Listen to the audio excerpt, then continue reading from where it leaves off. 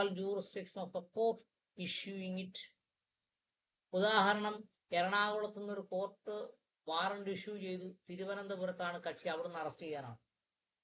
അപ്പൊ എറണാകുളത്തെ സാധാ ജില്ലാ കോടതിക്കൊന്നും തിരുവനന്തപുരത്ത് ജൂറിസ്ഡിക്ഷൻ ഇല്ല. Instead of directing a warrant to a police officer within his jurisdiction forward by the post to otherwise for executive magistrate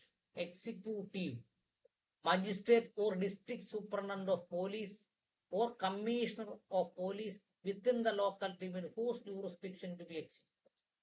ഉദാഹരണത്തിന്, ഇവിടുത്തെ പോലീസിനെ ഏൽപ്പിക്കാതെ നേരെ എറണാകുളത്തെ ജില്ലാ പോലീസ് സൂപ്പറിനോ എറണാകുളത്തെ ഇതിന്റെ കൺസേൺഡ് ഡിവൈഎസ്പിക്കോ അയച്ചു കൊടുക്കാം. മനസ്സിലായോ?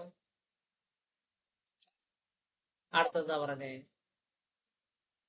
Shall endorse his name thereon.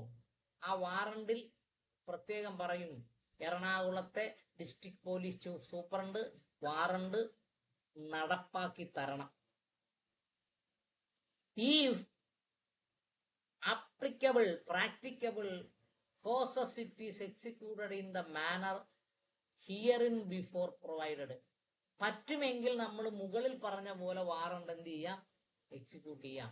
പോലീസുകാരനെ കൊടുത്ത്, പോലീസുകാരൻ എറണാകുളത്തെ പോലീസുകാരൻ തിരുവനന്തപുരം വരെ യാത്ര ചെയ്ത് അവിടുത്തെ പോലീസ് സ്റ്റേഷനിൽ കൊണ്ടു കൊടുത്ത് അവിടുത്തെ പോലീസ് സ്റ്റേഷൻ ഒരാളെയും കൂടെ കൂട്ടിപ്പോയി അറസ്റ്റ് ചെയ്യാം. മനസ്സിലായോ? അല്ലാതെ ജില്ലാ പോലീസ് സൂപ്രണ്ട് അയച്ചു കൊടുത്തിട്ട് ആരെങ്കിലും കൊണ്ടും അറസ്റ്റ് ചെയ്യും. ഓക്കെ, അടുത്തത്.